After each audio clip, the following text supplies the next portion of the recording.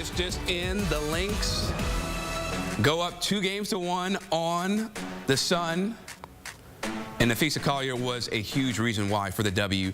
She scored 26 points, had 11 boards, 3 assists, 2 steals, and 1 block on 11 of 19 shooting, as Minnesota really dominated the entire game, winning 90-81.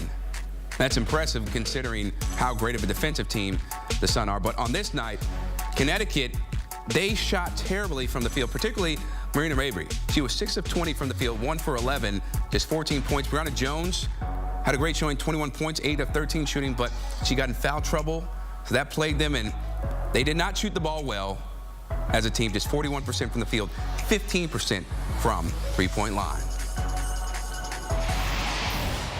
Time now to go back out to Mohegan Sun Arena, where we are joined by our CBS Sports WNBA analyst Tykera Carter. And Ty, this was a game that you thought maybe it could get spicy like it has in the first 2 games, but it was the exact opposite. From start to finish, really, Napheesa Collier, Courtney Williams, this team was locked in. What stood out to you the most about the way they came to play on the road?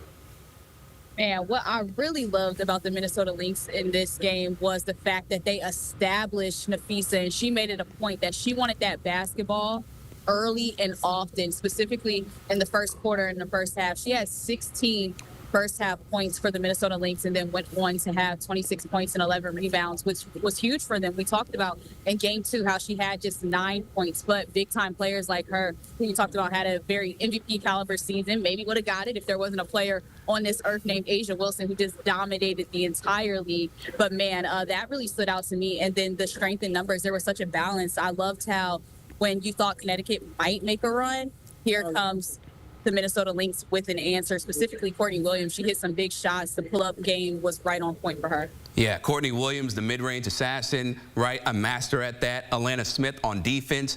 She could be a threat to anybody's team or on anybody's team. You would love to have her. But on the other side, Ty, we talk about Marina Mabry, right? And the addition and how that expanded Connecticut's offense. But on this night, it seemed like to me, and correct me if I'm wrong, it seemed like she was forcing her shot when it just didn't look like she had the legs. So what did they have to do to get Marina going for the rest of the series so that they don't end their season?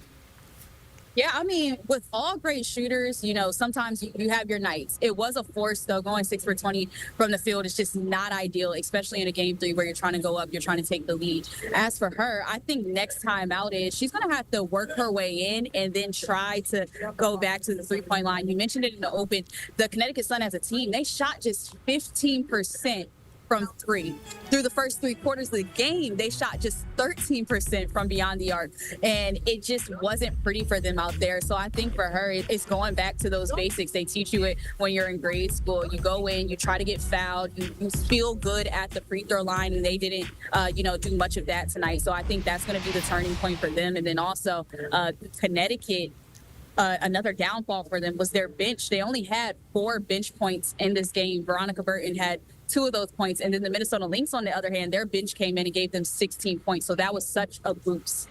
Yeah, a major boost. They also shared the ball extremely well. I think 22 or 23 assists for Minnesota. They're just so unselfish, and that's what makes them so much fun to watch. But as we look ahead, right, to an elimination game for Connecticut, what do the Lynx have to do in order to close out Connecticut and go back to the WNBA Finals?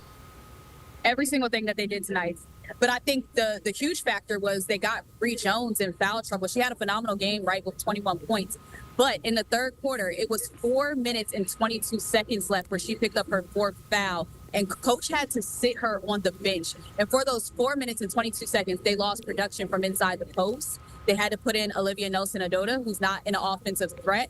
And that's where the Minnesota Lynx got to really exploit those mismatches and get inside the paint and score. And I think that was a real turning point for them in the game. Although they led, for a majority of it, that was huge for them to get her in foul trouble. She had to go sit on the bench, and then from there, the paint was theirs.